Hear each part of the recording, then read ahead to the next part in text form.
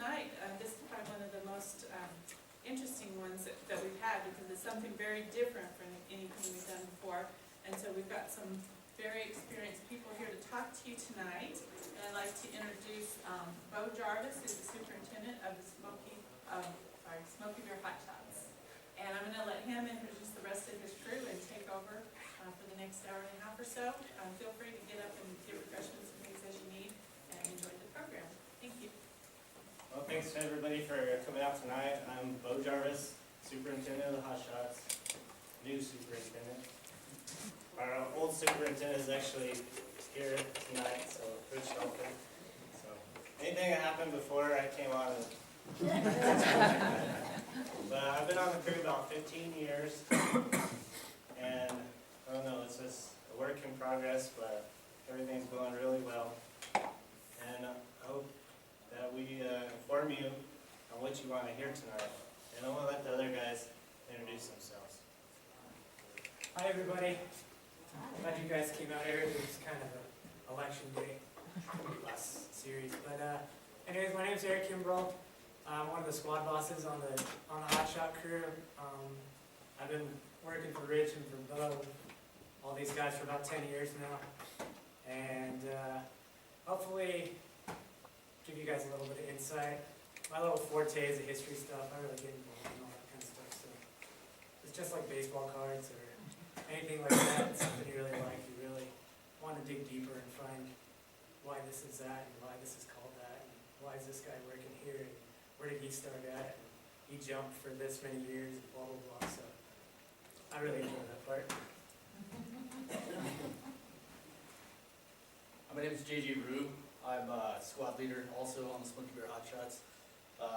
Started in Mescalero 2001, and I started on the crew. Actually, I've been on the crew since 2003, and I'm just here for backup. I'm like the fourth string quarterback here, so I'm hoping I can help them fill in the gaps where needed, and we look professional tonight, I hope. I'm Jeremy Pritchett. I'm a senior firefighter, and actually this year I was detailed as a squad leader. I started with the Forest Service in 03, and then been on the shot crew for about 6 years now. So I'm going to talk about gear and stuff like that. I'm also our cash manager, so that's all cool stuff. Okay, with that, Kimbrell's going to start with the Hot Shot history, and then I'll be following with the standards, and then the gear.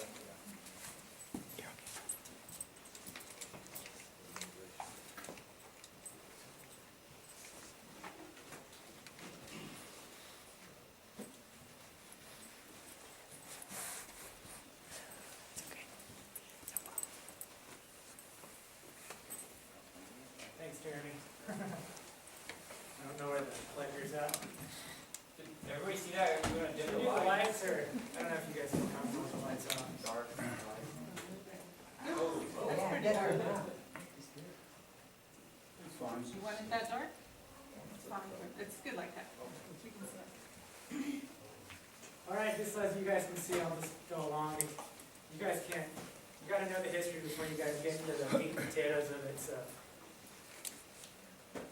Right here, just like it says, the United States is divided into 9 regions, hosting 114 interagency hotshot crews. And I believe that's old now. I think we're like at 120 something. I believe. I think we're losing some, getting some, or the status is they don't have qualifications or funding or any one of those things. Northern Rockies, Region 1, Rocky Mountain, Region 2. Of course, Southwest. California is by itself, Region 5, Western and Eastern Great Basin, Region 4, Northwest, Region 6, and Alaska by itself. There's no 7. Long story. I'll wait for another meeting. Go ahead. National Hotshot Crew mission statement. The primary mission of interagency hotshot crews is to provide a safe and professional, mobile, and highly skilled hand crew for all phases of forest management and unrestricted incident operations. And here's a little picture of us. I think this is this fire season. I think this is Santa Fe National Forest.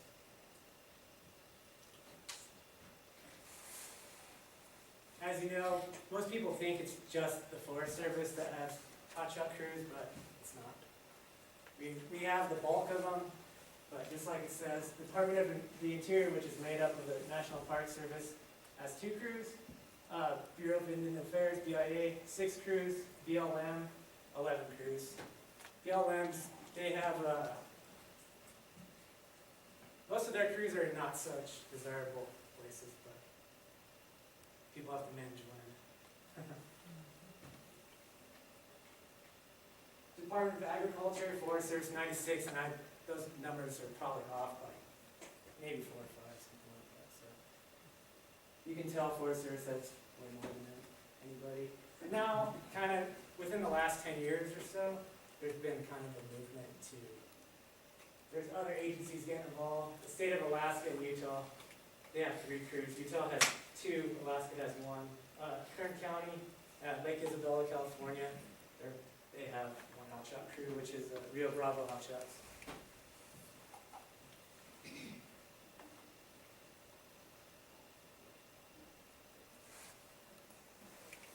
Just like it says, interagency hot shot crews, IACs, form the backbone of responsive wildland fires.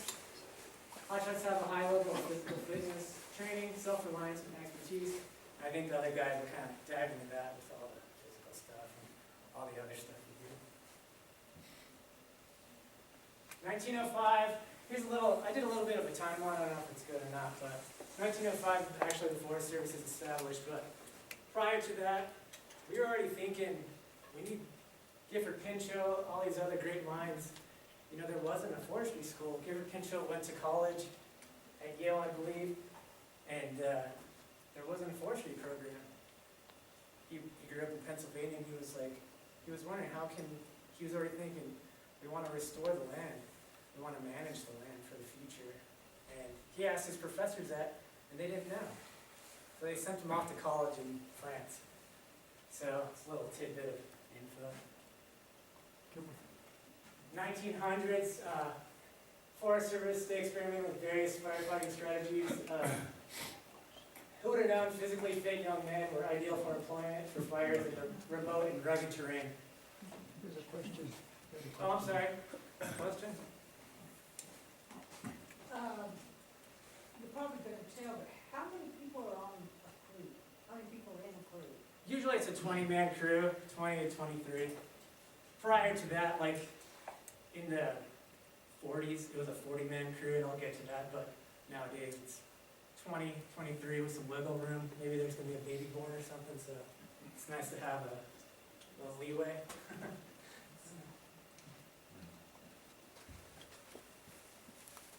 So physically fit young men were ideal for employment of fires and remote rugged terrain. Still the same thing. We get guys right out of high school who come in, can't even grow a beard or a mustache, and they're asking for a job, which isn't a bad thing, but not a bad thing at all. I think we all started with that too. So there are no women on these crews? Oh, no, ma'am, there's women all over there's women. And I'll dip into some of that. 1910, you guys probably heard. Biggest fire, the Great Fire. Obviously devastated the Northern Rockies, killing 87 people, battling the fire, burning 3 million acres. It was a catalyst for the public and congressional support, fire suppression. This fire wiped out Clearwater, the Bitterroots, Coeur d'Alene, the town. So people were thinking, Washington office are like, man, these fires are, this isn't right. We gotta get something going here. 1910, you guys probably heard of Atul Pulaski. He'll get into that. Edward Pulaski so happened to be on this fire. He's credited, obviously, the next year for inventing pretty much the most famous fire tool. That fire, I believe he saved a total of 45 men on a fire, and what they did, he had a handgun, and he forced them to go inside a abandoned coal mine. And the guys had no previous firefighting training or anything. They were furniture makers, farm workers, whatever. They've never been to a fire. So by gun, he saved 45 men's life that day. So he's credited for the tool. And he's got a peak up north too. Named for him. 1933, 1942, CCC was established to provide jobs for the unemployed Americans during the Great Depression. Things were bad, as history books are saying, no work, nothing's going on. So what do? The government ramps up these ideas. Hey, let's go plant trees, let's go build dams, let's work on watersheds, let's put Americans back to work. And not only doing that, oh, guess what? There's still fires in the forest. Maybe those guys should go fight it too, so. 10 a.m. policy, big thing. We'll get into that later, but 10 a.m. policy, what the Forest Service wanted was by the next day, 10 a.m., all fires completely out. And smoke jumper program was introduced, so we got some aerial guys, it was funny because there were smoke chasers. These guys did everything. There were lookouts, their wives, their kids, they all lived on the Forest Service compound. They all grew up together, kind of like all of us still. But these guys were, they'd spot a fire. Either, luckily, if some of them had a horse or a mule, or they would just hike to a fire, sometimes 20, 25 miles with a shovel and a Pulaski. So when the smoke jumper program came out, jumping out of an airplane, that was pretty much easy to them. They'd rather jump out of an airplane instead of walk 20 miles.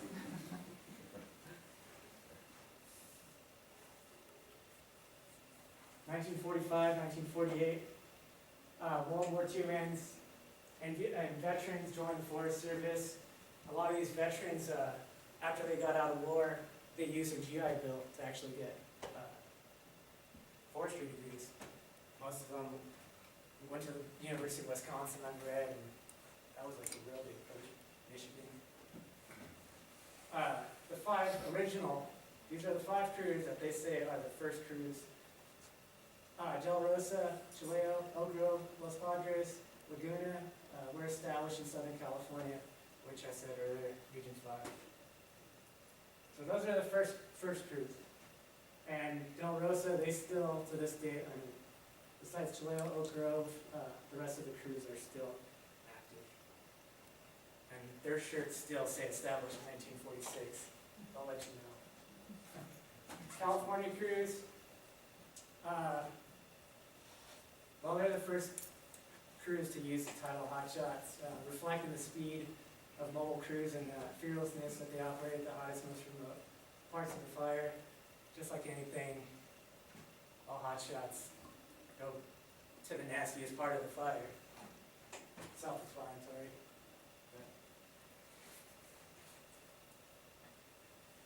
So here's some pretty good information, and this one really intrigued me. I could go off like 4 hours on this part, but I'll keep it simple.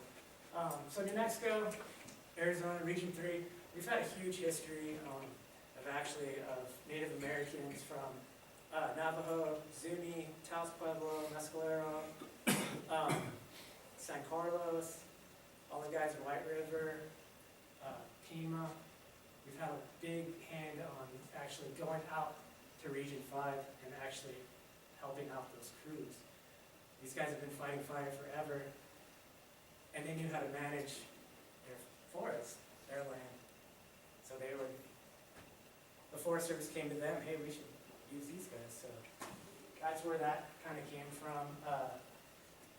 Even to this day, Region 5, Texas Canyon Hot Shots, probably some of the guys are even on the crew. Their symbol is a Zuni bird. It's a Kachina bird, and it's still on their backs today, but it comes from Zuni. Mexican nationals, I believe it was like a work visa, pretty much, but they never won. Some of them never go back. I wouldn't either. But came over, just like it says, fought fires with shoes made out of old tires during this time. Most of these crews were regular crews. The hot shot thing was kind of not there yet. We're Native Americans, immigrants, and not just San Quentin, but that's probably one of the most famous prisons, obviously. So San Quentin, a lot of these guys, hey, let's put those guys to work. Still to this day, we have inmate crews. So a lot of our history is rich in inmate crews, Native Americans.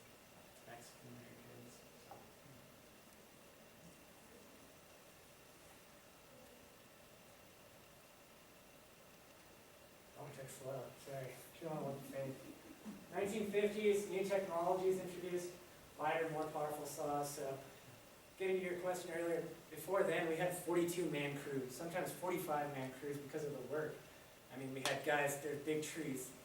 We're using, single bit axes and saws, crosscut saws. I mean, obviously when the power saw came introduced, there was power saws back then, but they were so big. I mean, how are you gonna actually get into 40, some of this terrain was so remote.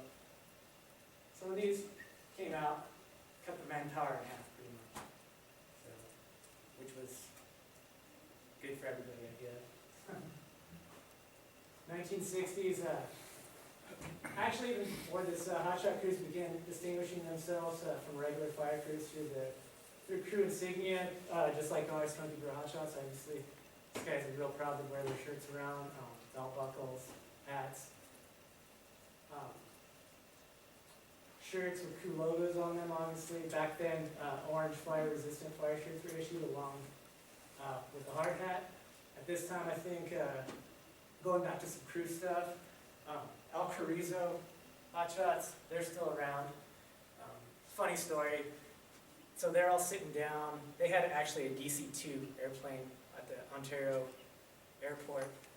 And so one of the guys came back from Nam. He was on the Hot Shot crew. They're like, man, we don't have a crew logo or anything. He's like, oh, that's funny. Back in Nam, we call these ruptured ducks. And so later after that fire, they came back home. They all had a crew meeting, and he's like, that's it. The insignia for the crew is going to be a duck. And so that's what it is to this day. Hasn't changed. They just added a duck with a crutch to show how tough they were. More berets and different stuff like that.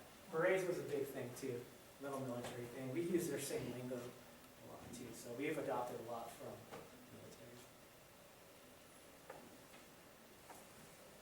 Woodstock in the 60s, some other stuff went down, I believe. 70s, even more veterans are coming in. They're joining the Forest Service. Obviously, we're putting a new spin on aerial firefighting. We're coming up with wacky ideas. We're jumping out of helicopters. We're doing hose lines with helicopters. We're just trying a bunch of stuff. There's a bunch of pilots coming back from Nam. Let's utilize all this stuff. So whatever we had from the war, we're utilizing it, just like we still do today. Try to. First females joined hotshot crews with obviously female, all male occupation. I think I read a funny story. There was some females, I won't say the crew. They came over to Region 4, first crew, they go to the weight room and they got the classic, like snap-on tools with the pretty lady with the bikinis on, stuff like that.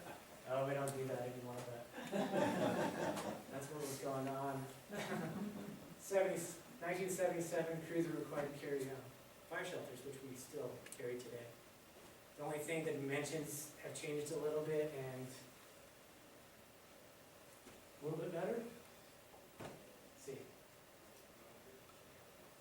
1980s, kind of when I was born, so it's a really good decade. National Park Service introduced their own hot shot crews, along with the BLM and the BIA guys. So everybody's ramping up. These guys are all joining the fight. We're getting more people in here. While these guys are joining in, I think 78 to 84, we lost a lot of hotshot crews. They call it the Hotshot Massacre. Reagan years, they were funded through the LA County River Fund. There was huge floods on the San Gabriel Mountains, and that's how they were funded through that. And when the money dried up, well, the crews disappeared. And some crews are coming back now, and they still use that same name, the original name, but there's a break. So, established in 64 to 78, came back in 87, and not a crew anymore, so things like that do happen. Hotshot Massacre, not good for a lot of people. One day they woke up and they didn't have jobs. 1990s, 2000s, obviously now everybody's got phones that do Snapchat and Facebook, and information is right there. You know, even now, we talked to Airtac. Airtac's sending, they sent other crews through their iPad, they're sending maps. We're getting, technology is so crazy now that, I don't know, I can't keep up with it, I guess. But modern television, I mean, just like you guys found out through massive email, things are going on. Or let's take our fuels program, for instance. Hey, we're gonna burn this week, we're gonna put out an email, we're gonna send out these messages, we're gonna call the city manager, we're gonna call blah, blah, blah, blah, the list goes on, so everybody's informed, kind of knows what's going on. So for years, you probably didn't even realize it, but there's probably 20 guys up on Buck Mountain fighting a fire, or maybe a grindstone, nobody even knew, maybe just kind of, maybe a glow. Wildland fires are an increasing threat not only to the West, but every region. You know, we talk about the West, we talk about California, oh, it's bad fire seasons. But remember, Alaska's getting fires, Florida's getting fires, Alabama, the South, New Hampshire, Pennsylvania, all these places are still getting fires. So, wildland fires are an increasing threat not only to the West, every region. I see committee motto, safety, teamwork, and professionalism. Those three are usually the biggest motto for every crew, so we live by that. And that was all the hot shot stuff, so now I'm going to bring you the Smokey Bear Hot Shots. If you're from Ruidoso, maybe you guys might have seen us.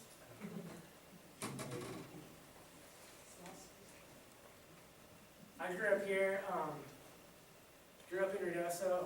I can remember, I didn't even know what the Forest Service honestly was, but I always, you know, if my mom was driving me to practice or going to school or something, I always remember guys running up Cedar Creek and working out and stuff like that. So I have some memories of the crew. I don't even know what they were doing, but I know they were running and doing left. I knew they were the hot shots. I didn't know what they were doing. So maybe this might help a little bit. But prior to the establishment of Smokey Bear Hot Shot Crew, Smokey Bear Ranger District, 901 Meacham, right down here. The Lincoln National Forest utilized 3 6-man suppression crews. And I forgot to mention, Lincoln hosts 2 hot shot crews. We have our sister crew in District 2, which is the Sacramento Hot Shots. Would you say that again? We have the Lincoln National Forest has 2 hot shot crews. We call it our sister crew. Our little sister crew is down there in Sacramento. Sacramento, New Mexico by Mayhill, what is it? Sacramento. Yeah. Oh. Yeah, so there's 2 hot shot crews on there. Crews were named Ruidoso, Eagle Creek, and Benito. Obviously, features around here. At one point, there was a Ruidoso hot shot crew, which wasn't really a hot shot crew. They were just volunteers that used the word hot shot. And that's happened in the past before, too.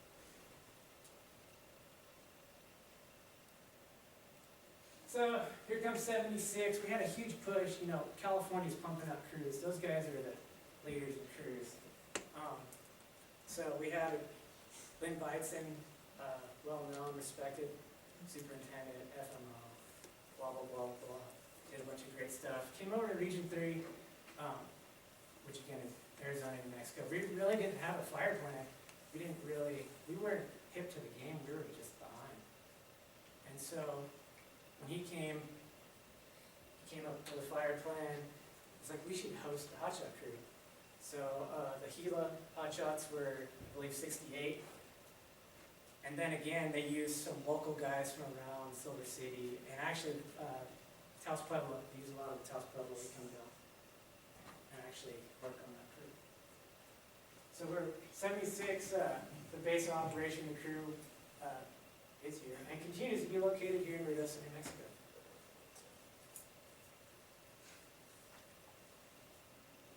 We're lucky enough to have Smokey Bear as our logo. I think we're real proud of that. I think it's really special to have Smokey Bear, to be a Smokey Bear hot shot, and to have Smokey Bear, like I said, as a logo, instead of some weird bird or, I don't know, a tire or something, I don't know. So it's really special, and I think it's all dear to our hearts. And, you know, we drive across the country, we go to different parts of this whole country and other countries, and some people still think Smokey Bear was from California, Tennessee. So we'll try to get that right. But Washington office approved the use of the name Smokey Bear due to the close proximity of the Gap Fire and Capitan Mountains where Smokey Bear is from. So good for us. The first crew consisted of 27 members with 7-day coverage, 20 people every day, so some guys had days off. I talked to some of the older guys, you know, maybe you were off and one guy didn't show up to work, hey, there's a fire in the Pothos Mountains, we're leaving right now. They didn't even get caught, and I don't know. Doesn't matter, but one guy would skip, so there'd be at least 2 lucky guys around that could jump on, so.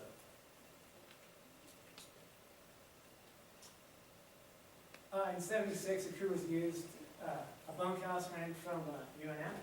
It also served as a crew's duty station for the first year. The duty station was relocated right here, and we haven't moved since. Hopefully we'll never move. Back then, now housing was available on the district. We get a lot of people from all over the country, you know, Washington, California, wherever. They come to a new place, not just the Hot Shots, but the Forest Service in general.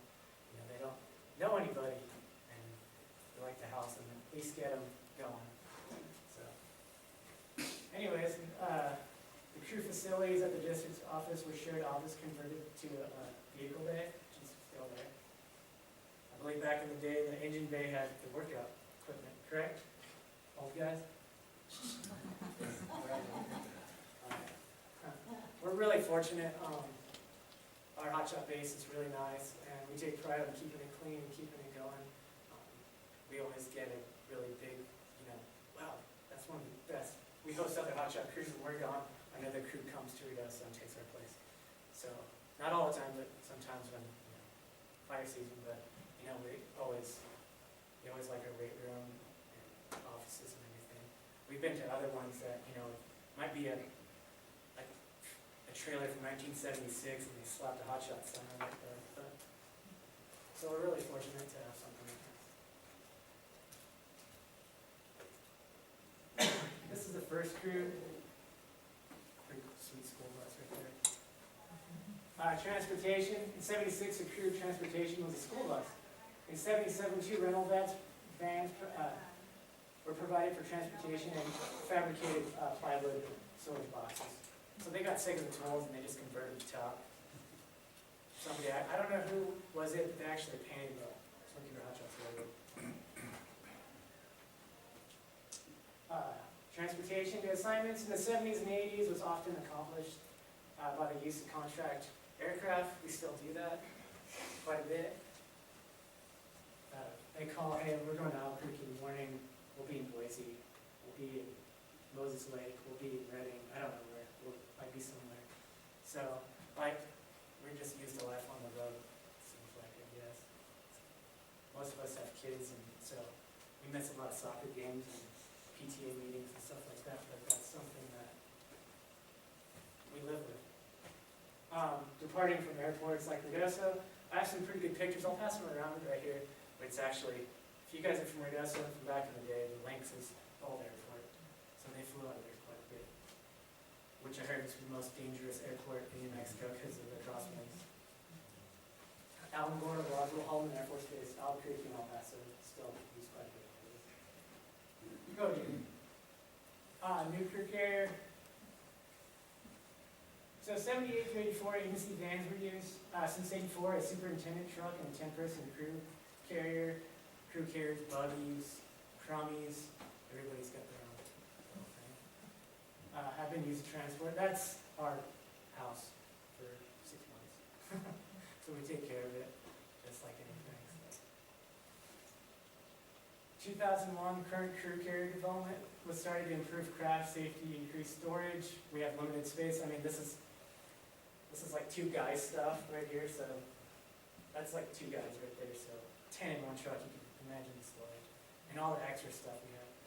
Tools, hand tools, mechanical tools, a spare tire, things like that.